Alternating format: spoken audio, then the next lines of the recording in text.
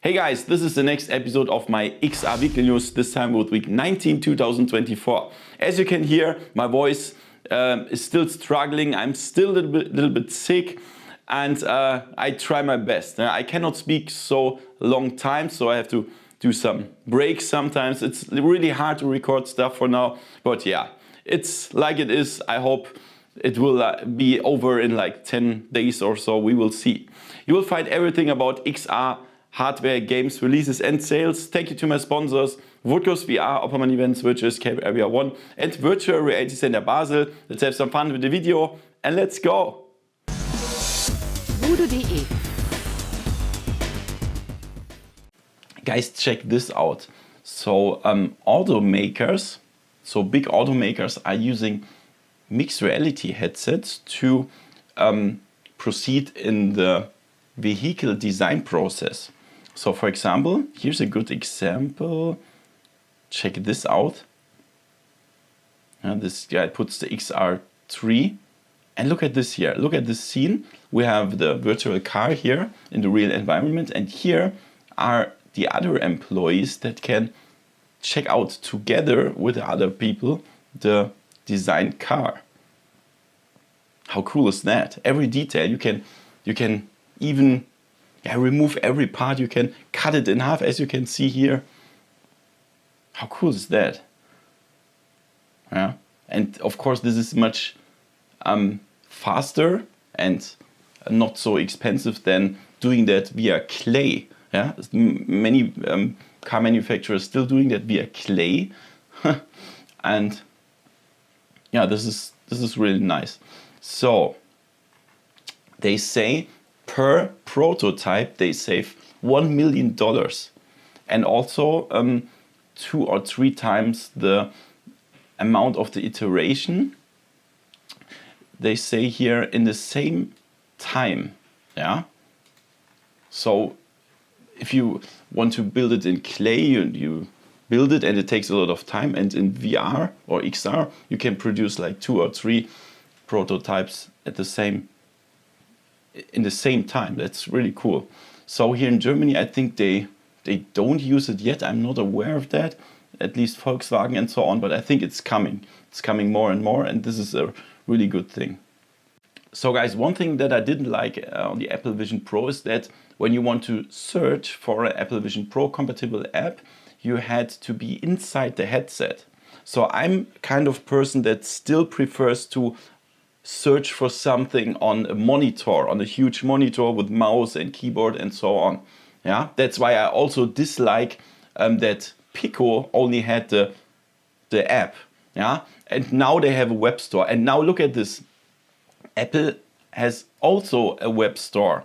Yeah, it's called apps.apple.com/us/vision. And now you can filter, you can search, for example, what's new, latest stories, hot this week, browse by category. Yeah, that's really cool. And for example, when you click on one of them here, the Disney Plus app, you will also see here Apple Vision Pro compatible.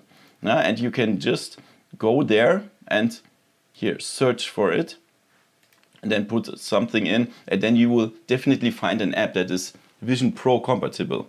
That's a really cool thing. I totally appreciate that. And yeah, so I hope they understand now that there are still people that want to browse inside a real browser on a PC or Mac or whatever. Hey guys, look at this. This is really cheap accessories from Razer, original for Quest 3. No, I'm just kidding. Of course, it's very expensive. So we have 2 different parts for the Quest 3. This is the facial interface here. They say it's very good quality, hypoallergic material and so on. Yeah, for all head shapes. And then we have the head strap here. Yeah, so the thing is you can adjust it once here and at the top and so on, and then put it like a baseball cap. Yeah, like snap it on your head, and that's pretty cool. I mean, I have the Razer accessories for the Quest 2 and they are pretty good, but it's just too expensive. Let's be honest. So the single parts, the head strap is $70 and the facial interface is also $70. So nearly $150 for for that. That's too expensive. Yeah, let's be honest. I mean, it's good. I can recommend it. If you don't care about money, then go for it. Otherwise, get something cheaper. So guys, and now there is the end of MetaQuest 1 support for Beat Saber multiplayer. So the studio that develops Beat Saber announced that they want to focus on new projects within Beat Saber, and they don't have manpower to still support the old game on Quest 1. So now they say, starting at November 2nd, 2024, Quest 1 Beat Saber will not support multiplayer anymore. Yeah? And also the leaderboards might be disappearing in the future. So yeah, I think it's time to get a new headset. Yeah, I mean, let's be honest, we also change our smartphones all the time. So why not the headsets? Yeah, smartphones are much more expensive than VR headsets, at least here in Germany. So I think that's fine. Yeah, I don't complain. To be honest, I didn't even know that the Beat Saber still supports multiplayer on Quest 1. I didn't really know that. I didn't expect that. But now, yeah, the time is over soon. So guys, one of the most famous VR game, Blade and Sorcery, finally will get the huge 1.0 update. Yeah? They say these are the last steps in the development and it will come very soon. And it's this is a story-based mode. It's called Crystal Hunt. Yeah? And this will be the last huge update with a huge content. There will be some updates later as well, but only small updates. So this is the last update. And when you check out on Steam, the page, you can see it. So we are on a crystal hunt. As you can see, we can find crystals. We are in dungeons and in different outposts. They are called outposts. And then we can collect loot and so on. And then we can exchange it to better weapons and so on. There's also a story, a little bit of story. You can find pieces of paper and then learn a little bit about the story and so on.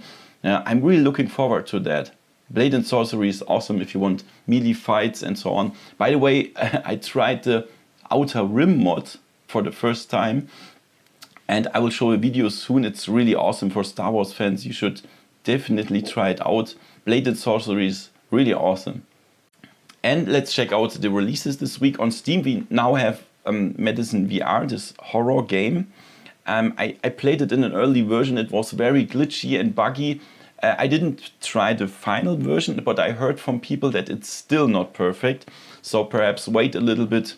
And then we have Gun Fortress VR. This is a strategy game that you can play in single player. Spectral Scream. This is 1 versus 4, a horror haunting game. Then we have Last Mech Standing. As the name says, we are in a mech and we have to shoot other mechs, and it's a roguelike.